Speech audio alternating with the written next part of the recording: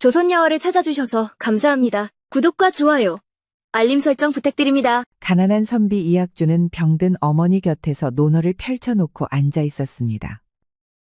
23의 나이, 과거의 뜻은 품었으나 앞길은 어두웠습니다. 기침 소리가 깊어지자 학준이는 책을 덮고 몸을 일으켰습니다. 어머님, 기침이 더 심해졌습니다. 약을 다시 다려드리겠습니다. 괜찮다. 글 읽는 것이 더 중요하니 염려 말고 공부하거라.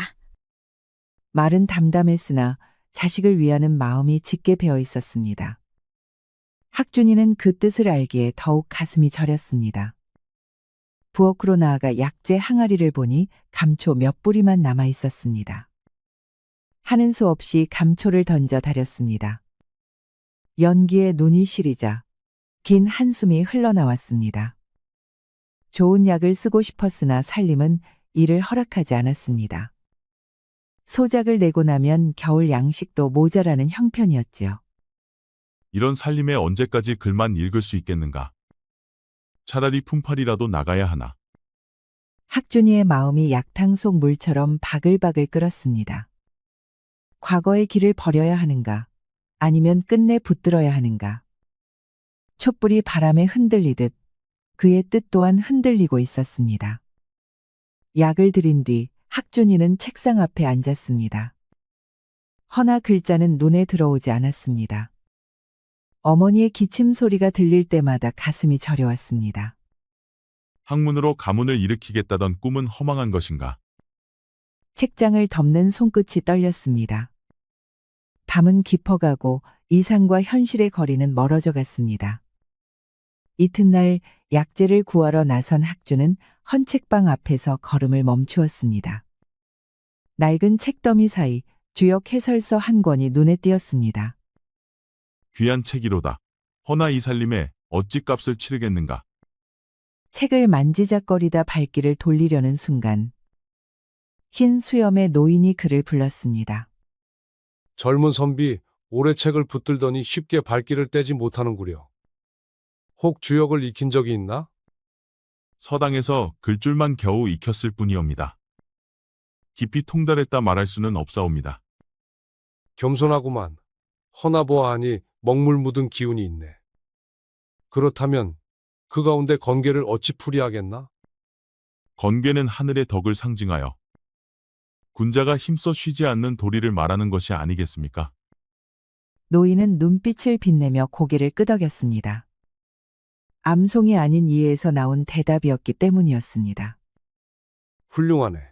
그 자강불식의 뜻을 자네는 삶에서 어떻게 행하고 있나? 부끄럽사옵니다. 뜻은 있으나 가세가 어려워 흔들리고 있사옵니다. 허백의 눈빛이 한층 따뜻해졌습니다. 학문과 곤궁을 함께 짊어진 청년에게서 진정한 선비의 기운을 본 것입니다. 나는 허백이라 하네. 젊어 과거에 올랐으나 벼슬을 버리고 숨어 학문만 닦아왔지. 그대 같은 인재를 찾고 있었는데 하늘이 보내신 듯하네. 허백은 이름난 학자였습니다. 성리학과 경세학, 예학의 두루 밝아 그의 글 한 줄에 학풍이 바뀌었고 그의 말 한마디에 논쟁이 그쳤습니다. 조정이 3번 불렀으나 모두 물리쳤고 은거하며 책과 벗하며 살았습니다. 찾아드는 선비가 끊이지 않았으나 그는 문화를 좁게 열어 더욱 귀 여겨졌습니다. 허백 선생님이라니 소인이 어찌 감히. 학주는 그 이름을 듣자마자 머리를 숙였습니다. 겸손한 태도의 허백은 더욱 마음을 기울였습니다. 자네를 제자로 삼고 싶네. 깊은 학문의 길로 이끌어주겠어. 어찌 생각하나? 이런 영광이 있겠사옵니까? 허나 가난한 몸이라 과연 자격이 있을지 두렵사옵니다. 참된 학문은 신분이나 재물에 있지 않네. 자네의 열정이야말로 가장 귀한 자질이야. 허백의 말은 따뜻했습니다. 어제의 절망이 사라지고 새로운 빛이 가슴에 스며들었습니다. 서재는 책향으로 가득했고 온돌 위에서는 차향이 은은했습니다.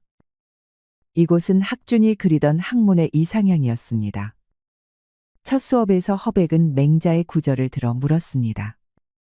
맹자가 말한 사단, 그 참뜻을 자네는 어찌 이해하고 있나? 측은지심, 수호지심, 사양지심, 십이지심이 사람 본성의 선한 단서라 들었사옵니다. 옳다. 허나 이 내 마음이 세상에서 어떻게 쓰여야 하는지 깊이 새겨보거라. 학주는 그 말씀에 넋을 잃었습니다.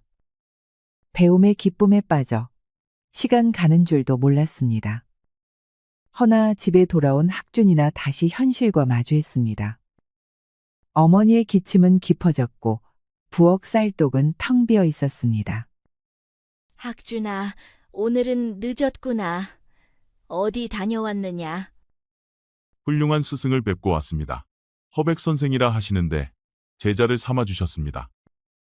그런 경사가 허나 학비는 어찌 하려느냐? 어머니의 말에 학준의 가슴이 무거워졌습니다. 서재에서 느낀 환희가 집안의 곤궁 앞에서 서서히 식어갔습니다. 허백이 내준 과제를 펼쳤으나 어머니의 앓는 소리가 들려왔습니다. 학준이는 책을 덮고 다가갔습니다. 어머님, 편찮으시옵니까? 괜찮다, 아들아. 네가 글 읽는 소리를 들으니 마음이 든든하구나. 약값 걱정은 하지 말고 학문에 힘써라. 말은 담담했으나 그 속에 깃든 고통을 학주는 알았습니다. 어머니가 약값을 걱정하며 잠 못 이루고 있음을 알았지요. 이런 살림에 책만 붙드는 것이 옳은 일인가? 어머니의 고통을 외면한다면 불효가 아니겠는가? 책상 앞에 다시 앉았으나 글자는 눈에 들어오지 않았습니다. 학문과 효심 사이에서 마음이 흔들렸습니다. 학준이는 끝내 잠들지 못하고 촛불을 바라보았습니다. 허백의 가르침은 귀하였으나 현실은 그를 짓누르고 있었습니다. 학문으로 가문을 일으킬 것인가? 아니면 당장 어머니를 돌보는 것이 참된 도리인가? 촛불이 바람에 흔들리듯 그의 마음도 흔들렸습니다. 밤은 깊어가고 갈등은 더욱 깊어졌습니다. 눈이 내리는 겨울이 되자 학준이는 허백의 서재에서 학문에 몰두했습니다. 농한기라 집안일도 잠시 덜하였고 따뜻한 온돌 위에서 글 읽는 시간이 더욱 소중했습니다. 오늘은 논어에 하기 시습지, 불여결호를 곱씹어 보게. 단순한 되풀이만은 아닐 터다. 소인은 배움을 익히는 즐거움이란 지식을 쌓는 데 있지 않고 깨달음으로 마음이 밝아지는 데 있음을 생각하옵니다. 허백은 고개를 끄덕였습니다. 암송이 아닌 스스로의 해석이었기 때문이었습니다. 옳다. 허나 그 깨달음이란 무엇이며 어디서 얻는 것이라 생각하는가?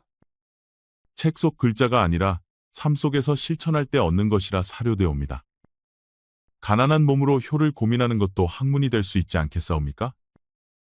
허백의 눈빛이 한층 따뜻해졌습니다. 제자가 삶과 학문을 함께 짊어지고 있음을 알았기 때문이었습니다. 너의 말이 옳다. 학문은 현실을 외면하는 것이 아니라 그 속을 더욱 깊이 꿰뚫는 것이지. 그대가 어머니를 걱정하는 마음이야말로 학문의 첫걸음이네. 학주는 스승의 말에 위안을 얻었습니다.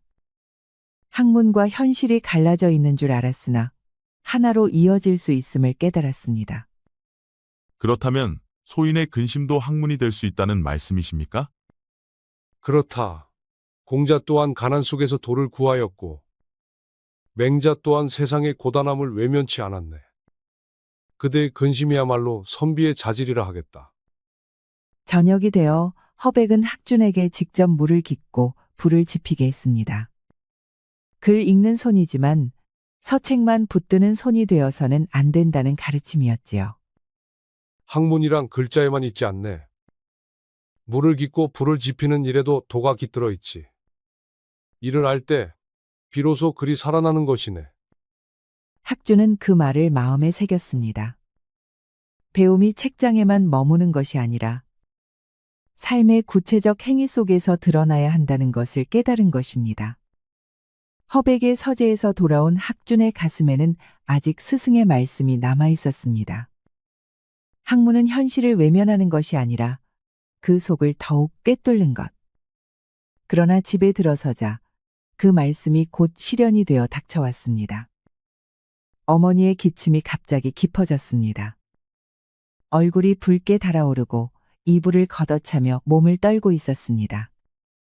며칠 전까지만 해도 나아 보였으나 병세는 순식간에 악화된 듯했습니다.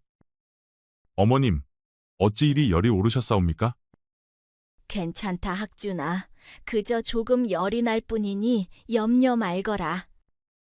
담담한 말과 달리 손은 떨리고 숨은 거칠었습니다. 학주는 더 지체할 수 없어 마을 의원을 불러왔습니다. 부인의 증세가 심상치 않소. 상등 인삼과 녹용을 비롯한 귀한 약재가 있어야 하오. 늦으면 위험할 수도 있겠소. 무엇이든 구해오겠사옵니다. 방법만 일러주십시오. 약재가 워낙 값비싸니 그 점은 각오해야 할 것이오. 의원이 떠난 뒤 학주는 살림을 뒤져보았습니다. 쌀독은 바닥을 드러냈고 돈괴에는 동전 몇 입뿐이었습니다. 내일 끼니조차 막막한 형편이었지요. 이런 꼴로 어머님을 살릴 수 있단 말인가? 학문만 줬던 내가 얼마나 어리석었는가? 두 손으로 머리를 감싸주며 자책했습니다. 허백의 가르침이 떠올랐습니다. 그대가 어머니를 걱정하는 마음이야말로 학문의 첫걸음이네. 그러나 지금의 그는 첫걸음을 떼기도 전에 벽에 막힌 듯했습니다. 학준아, 내 걱정은 말고 네 공부만 계속하여라. 이 늙은 몸이야 어찌 되든 상관없다. 그런 말씀 마시옵소서. 어머님이 계시지 않다면 무슨 학문이 소용있겠사옵니까? 밤이 깊었으나 학주는 눈을 감지 못했습니다. 어머니의 거친 숨이 들릴 때마다 가슴이 찢어졌습니다. 내일부터라도 품팔이를 나가야겠다고 마음을 굳혔습니다. 스승님께는 어찌 말씀드려야 하나? 수업을 빠지면 실망하실 터인데. 학문을 저버릴 수는 없으나 어머니를 외면할 수도 없었습니다. 그 괴리가 이토록 선명하게 드러난 순간은 처음이었습니다. 학준아, 밤마다 글 읽는 소리가 들리더니 오늘은 고요하구나. 어머님, 이제 공부보다 더 큰 일이 있사옵니다. 어머님을 모시는 것이야말로 진정한 도리가 아니겠사옵니까? 어머니는 눈시울이 젖었습니다. 자신 때문에 아들이 뜻을 꺾을까 두려웠던 것입니다. 새벽이 되어 어머니가 잠시 숨을 고르자 학준이는 조용히 일어나 밖으로 나갔습니다. 차가운 공기가 뺨을 스쳤습니다. 내일부터는 품팔이에 나서리라. 학문은 잠시 뒤로 미루고 어머님을 살려야 한다. 결심은 무거웠으나 흔들림은 없었습니다. 어머니의 생명보다 귀한 꿈은 없었기 때문입니다. 아침 햇살이 비칠 무렵 친척들이 몰려들었습니다. 삼촌 봉수와 사촌들이 심각한 얼굴로 학준이를 둘러섰습니다. 학준아, 이제 정신을 차려야 하지 않겠느냐? 책만 본들 배가 부르겠느냐? 어머님이 저리 앓고 계신데 아직도 과거 타령이냐? 삼촌, 저도 품팔이에 나설 마음을 먹고 있었사옵니다. 품팔이라니, 그런 하루살이로는 어림없다. 내가 아는 박서방이 있는데 장사를 배우는 것이 어떻겠느냐? 마침 오늘 이 근처에 온다 하였으니 곧 들르게다. 이윽고 대문 밖에서 기침 소리가 났습니다. 잠시 후 상인 박서방이 삼촌과 함께 집 안으로 들어섰습니다. 학준 도령 내 말을 들어보시오. 요즘 한양 장터에서 곡물이 잘 팔린다오. 도령처럼 글 아는 이가 장부를 맡는다면 큰 돈을 벌 수 있을 것이오. 은혜로운 말씀이지만 소인은 학문을 버리고 싶지 않사옵니다. 아직도 그런 소리를 하느냐? 어머님이 숨이라도 거두시면 그때 가서 후회에 무슨 소용이 있겠느냐? 호통의 학준이는 몸을 움츠렸습니다. 친척들의 말이 옳다는 것도 알았으나 학문을 포기하기는 참 어려웠습니다. 도령 현실을 보시오. 과거 급제가 얼마나 험한 줄 아시오. 수만 명이 응시해도 합격은 몇십 명뿐이요.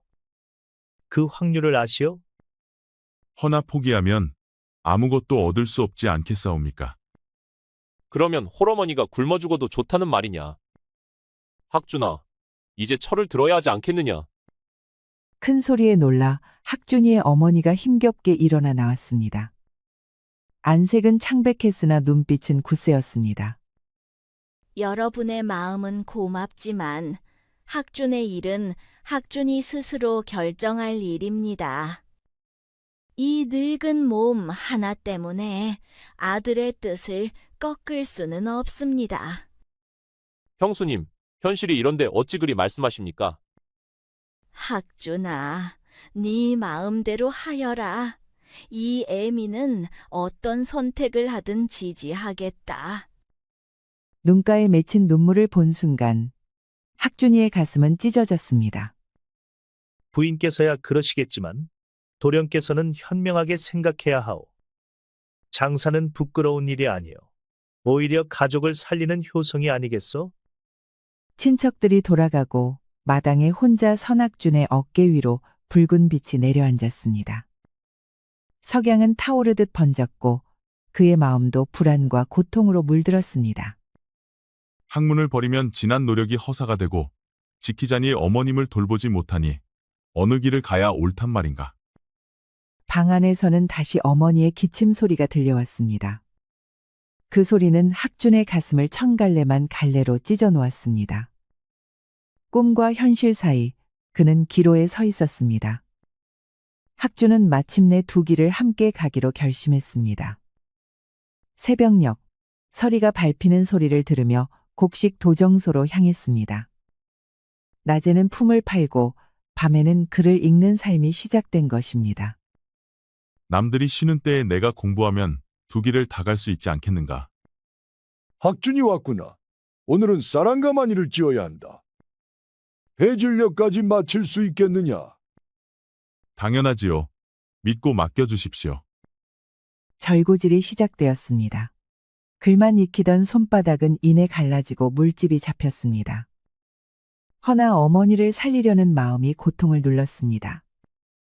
햇살은 뜨겁게 내리쬐었으나 학준은 멈추지 않았습니다.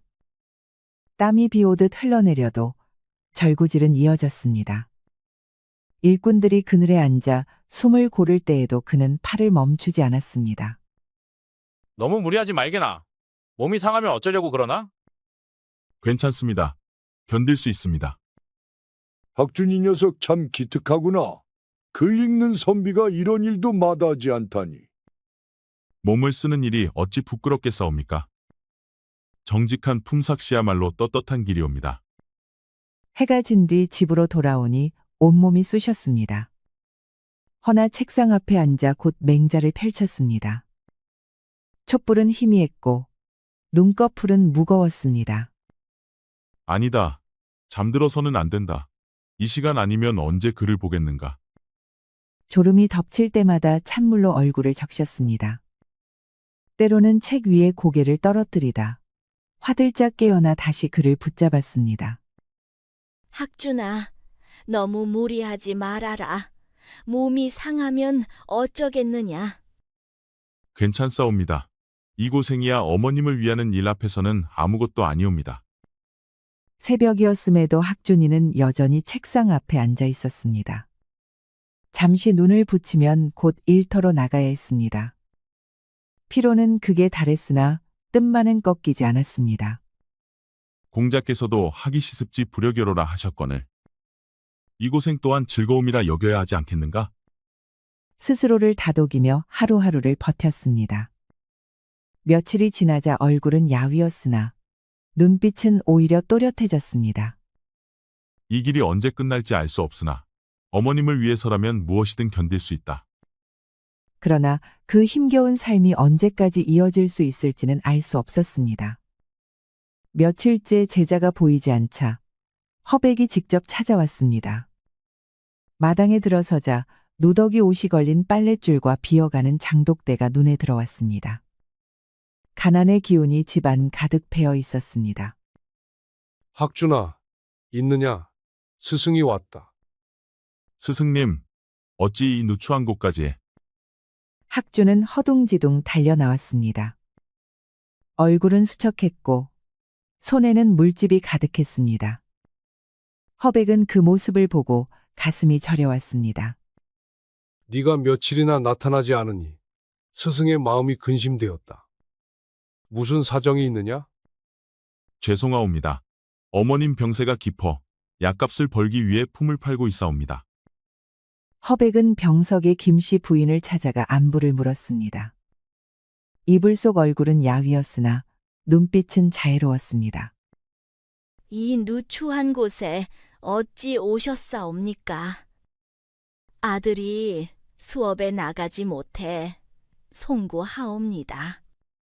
부인께서 편찮으시다니 제 마음이 아프오. 어디가 불편하신지요? 대단한 병은 아니오라 학준이 괜히 걱정을 하고 있습니다. 부디 공부에 지장 없게 보살펴 주시길 바라옵니다. 허백은 말없이 고개를 끄덕였습니다. 병세가 결코 가볍지 않음을 알아차렸고 학준이 수업에 나오지 못한 사정도 이제야 분명히 알 수 있었습니다. 부인, 너무 염려 마시오. 제가 좋은 방도를 찾아보리다. 허백은 학준과 마당에 나와 허심탄회한 이야기를 나누었습니다. 제자의 처지를 가늠하고자 한 것이지요. 학준아, 사실대로 말해보아라. 지금 살림이 어떠하냐? 스승님, 부끄럽사오나 어머님 약값조차 마련하지 못하고 있사옵니다. 낮에는 품을 팔고 밤에는 책을 붙들려 하나 몸이 따라주지 않사옵니다. 몸을 그리 혹사하다가는 학문도 잃고 효성 또한 다할 수 없지 않겠느냐? 허나 달리 길이 없사옵니다. 그를 버릴 수도 어머님을 저버릴 수도 없사옵니다. 허백은 제자의 절박한 심정을 헤아렸습니다. 그의 눈빛이 깊어졌고 마음속으로 큰 결심을 다졌습니다. 그날 밤 허백은 홀로 서재에 앉아 오래도록 사색했습니다. 사방에 둘러선 희귀 서책들은 그의 평생 버시자 보물이었습니다. 이 책들이 내겐 귀하나 제자의 고통에 비하면 무엇이 중하겠는가? 참다운 학문은 책 속에만 있지 않다. 사람을 살리고 사랑하는 데 있느니라. 그는 손수장을 열고 가장 귀히 여기던 서책들을 꺼냈습니다. 주역의 고본, 고려 시절 필사본, 세상에 둘도 없는 보물이었지요. 이 책들을 내어 팔면 학준 어미의 약값은 넉넉히 될 터. 책은 다시 구할 수 있으나 사람의 생명은 두 번 얻을 수 없는 법. 잠시 눈빛이 흔들렸으나 결심은 굳세었습니다. 다음 날 허백은 서책을 보자기에 싸들고 헌책방을 찾았습니다. 주인은 책들을 펼쳐보고 놀라움을 감추지 못했습니다. 아이고 선생님, 이런 보배 같은 책을 정말 파시려 하십니까? 그렇소. 급히 쓰일 때가 있소. 이 책은 웬만한 기와집 한 채 값어치 1터인데 정말 괜찮으시겠습니까? 집은 잃어도 다시 세울 수 있고 책은 잃어도 다시 구할 수 있지. 허나 사람의 생명은 그렇지 않다네. 그리하여 허백은 평생의 보물을 내어주고 그 값으로 귀한 약재를 손수 마련했습니다. 그리고 곧장 학준의 집으로 발걸음을 옮겼습니다. 스승님, 이것은 무엇이옵니까? 자네 어머님을 위한 약재라네. 인상과 귀한 약초들이니 곧 기운을 회복하실 것이야. 이토록 귀한 것을 어찌 마련하셨사옵니까? 학문이란 글 속에만 있지 않아. 사람을 사랑하는 데서 비롯되는 것이니라. 학준이는 그제야 스승의 희생을 짐작했습니다. 뜨거운 눈물이 눈가에 맺히고 가슴은 벅차게 저려왔습니다. 그날 밤 학준은 눕지 못했습니다. 촛불 앞에 홀로 앉아 스승의 은혜를 되새겼습니다. 나는 무엇을 위해 글을 읽어왔는가?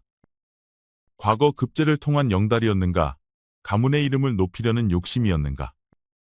처음에는 배움이 즐거워 책을 잡았으나 어느새 마음은 출세만 좇고 있었음을 깨달았습니다.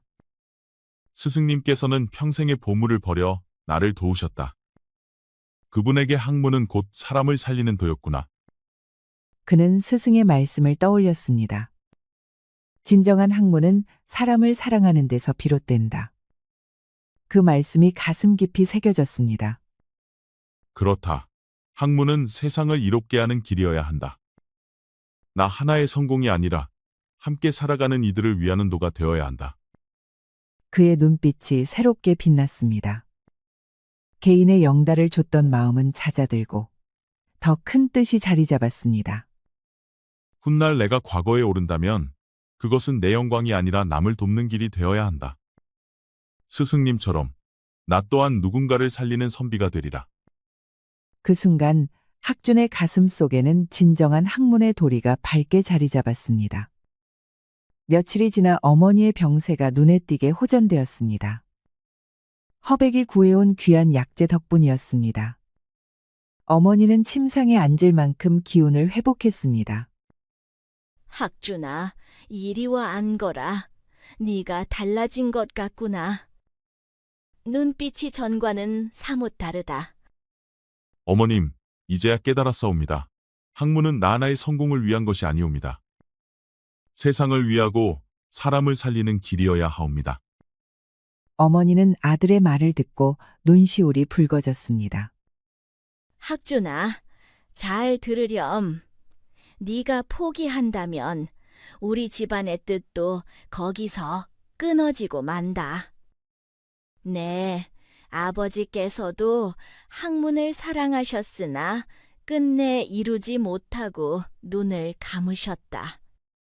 이제 그 뜻을 이룰 리는 너 하나뿐이다. 그 말에 학준의 가슴이 뜨겁게 일렁였습니다. 가문의 뜻을 잇는 것이 곧 자신의 사명임을 새삼 깨달았습니다. 올해 봄 과거에 응시하여라. 어머니가 너를 믿고 응원하마. 어머님, 정말 그러하옵니까? 혹여 또 실패한다면 실패를 두려워한다면 아무 일도 이룰 수 없다. 네, 실력을 어미가 누구보다 잘 알지 않느냐. 이때 허백이 찾아들었습니다. 어머니의 기력을 살피고 제자의 뜻도 확인하려는 듯 했습니다. 부인께서 많이 나아지셨구려. 참으로 다행이오. 모두 스승님 덕분이옵니다. 이 은혜를 어찌 갚을지. 은혜라니요. 다만 학준이가 어떠한가가 궁금할 뿐이요. 스승님, 제자는 이제야 많은 것을 깨달았사옵니다. 스승님의 희생을 통해 학문이란 곧 사람을 위하는 길임을 알게 되었사옵니다. 허백은 제자의 맑아진 눈빛을 보고 흐뭇한 미소를 지었습니다. 시련이 그를 더욱 단단히 빚어낸 것이었습니다. 그렇다면 이제는 세상에 나아가 그 배움을 실천할 때다. 예, 스승님 말씀대로 하겠사옵니다. 더 이상 머뭇거리지 않겠나이다. 그러면 올해 봄 과거에 응시해보는 것이 어떻겠는가? 네 실력이라면 합격할 수 있을 터이다. 스승님과 어머님께서 말씀하시니 용기가 납니다. 더는 두렵지 않사옵니다. 그래야지. 우리 학준이가 마침내 결심을 했구나. 두 분의 격려에 힘입어 학준은 마침내 과거에 응시하기로 뜻을 굳혔습니다. 그동안의 번민이 말끔히 씻겨 내려갔지요. 은혜에 보답하기 위해서라도 반드시 좋은 결실을 얻어오겠사옵니다. 결과보다 중요한 것은 정성이다. 그대의 진심이면 하늘도 도우리라. 석양빛에 물든 마당에서 학준은 마지막 각오를 다졌습니다. 이제 봄 과거만이 앞에 남아 있었습니다. 봄이 되어 과거 시험날이 다가왔습니다. 학준이는 새벽부터 길을 나섰습니다. 시험장 앞은 사방에서 몰려든 선비들로 가득 찼습니다. 모두 긴장한 낯빛이었으나 학준은 담담히 숨을 고르고 있었습니다. 그동안 닦은 바를 믿고 최선을 다하자. 스승님과 어머님의 뜻을 저버리지 말자. 시험장 안은 고요했습니다. 수백 명의 선비들이 각 자리에서 붓을 쥐고 기다렸습니다. 이제 시험을 시작하겠다. 모두 정숙히 임하라. 첫 번째 과목은 경전 해석이었습니다. 논어의 한 구절이 나왔는데 학준에게는 낯익은 대목이었지요. 스승님과 나누었던 그 토론이 바로 이것이다. 그때의 뜻을 살려 적어보자. 그는 단순한 암송이 아니라 깊은 깨달음을 담아 글을 풀었습니다. 스승과의 대화가 시험장에서 빛을 발하는 순간이었습니다. 두 번째 시험은 시문이었습니다. 주제는 효라하였지요. 이는 학준에게 가장 절실한 화두였습니다. 이라면 내 마음을 있는 그대로 담을 수 있겠다. 학준이는 붓을 들어 시를 지었습니다.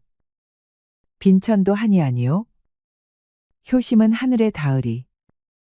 눈길을 가로막으며 학문을 따르고 길 멀다 한들 어찌 물러서랴. 어머님 기침 소리 밤마다 울리니 글 읽는 붓끝이 곧 내 피와 같도다. 한 구절 한 구절마다 그의 삶이 배어 있었습니다.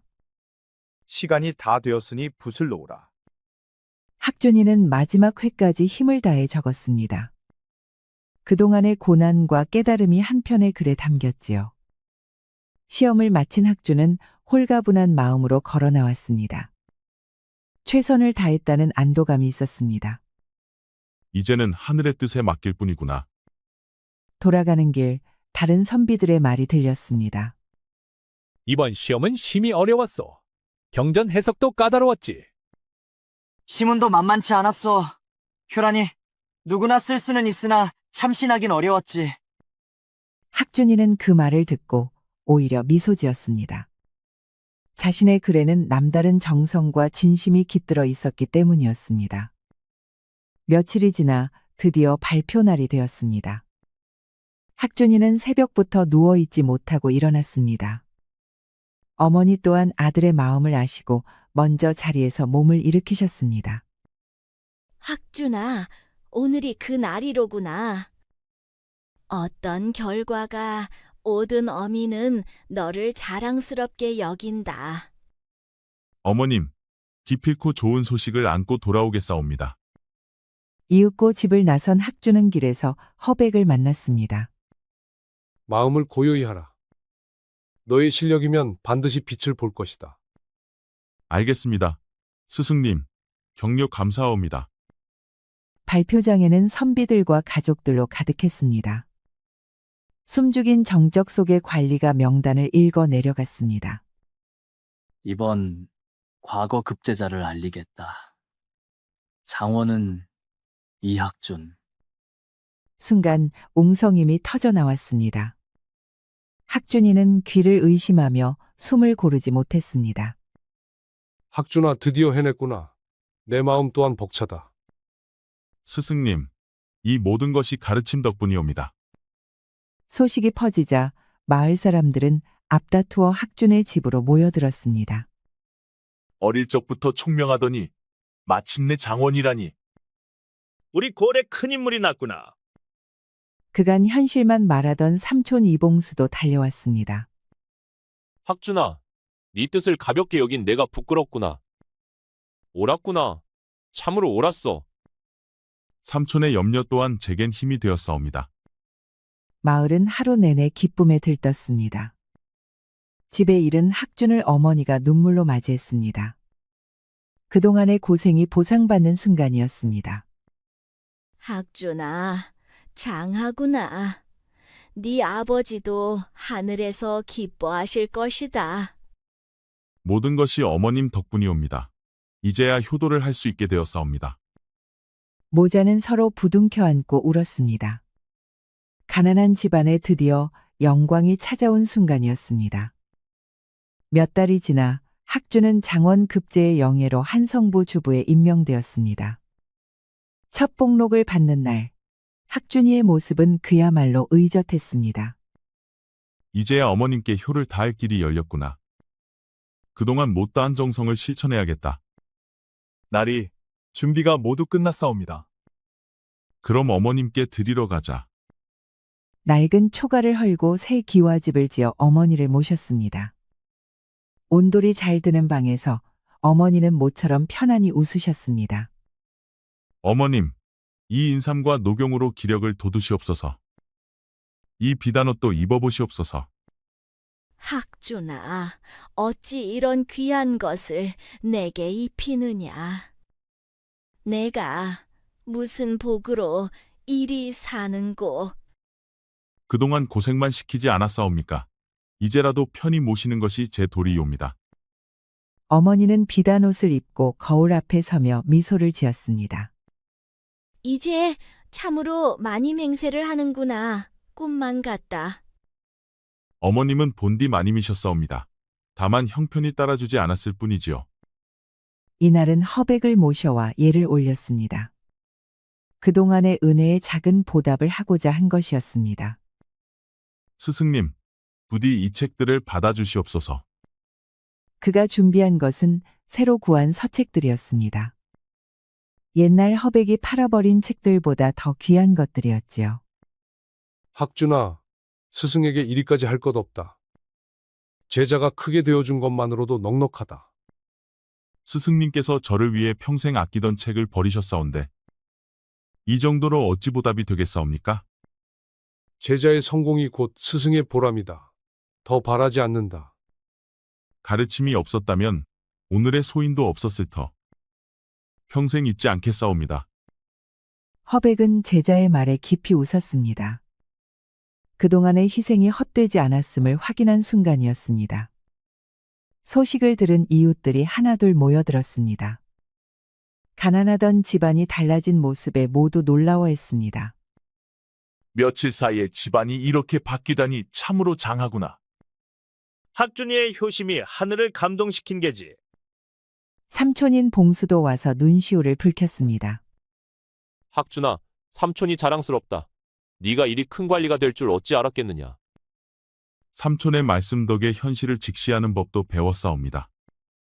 고맙습니다. 상인 박서방도 허리를 굽혀 인사했습니다. 도령, 아니, 이제는 날이라 불러야겠군요. 축하드리옵니다. 박서방께서도 살펴주신 은혜 잊지 않겠사옵니다. 달빛이 고요히 비치는 정원에서 학주는 어머니와 함께 걸었습니다. 긴 세월의 고생이 흘러간 자리에 평화로운 대화가 이어졌습니다. 네. 아버지가 살아 계셨다면 얼마나 기뻐하셨을까? 아버님의 뜻을 이루고 어머님께 효도할 수 있어 다행이옵니다. 이제는 걱정이 없다. 네가 이렇게 훌륭히 자랐으니. 아직 시작일 뿐입니다. 더 큰 효도를 이루겠사옵니다. 가난하던 집안이 명문으로 바뀐 순간이었습니다. 효와 보은의 길이 온전히 완성된 밤이었지요.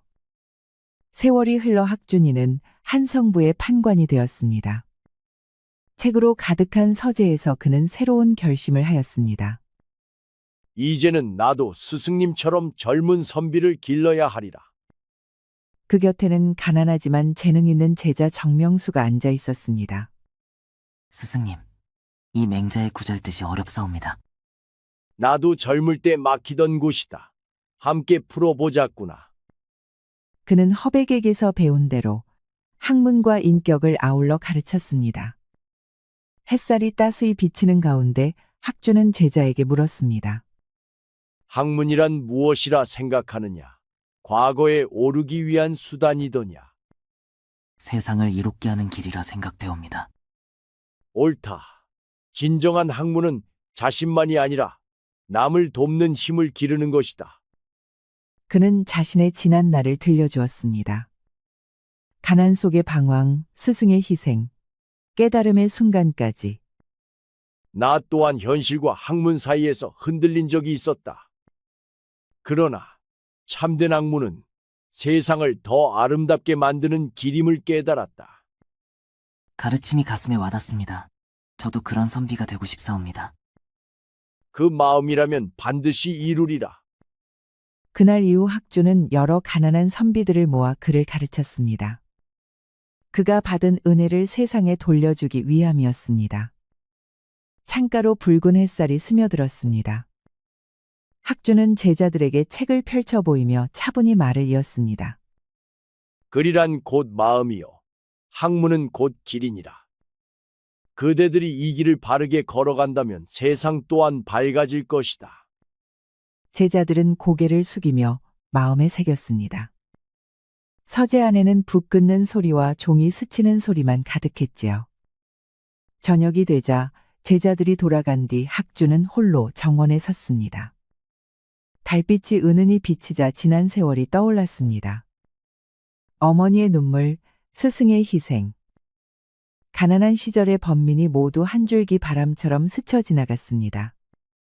은혜를 잊지 않고 마음을 지켰으니 이 또한 다행이로다. 그는 하늘을 우러러 조용히 읊조렸습니다.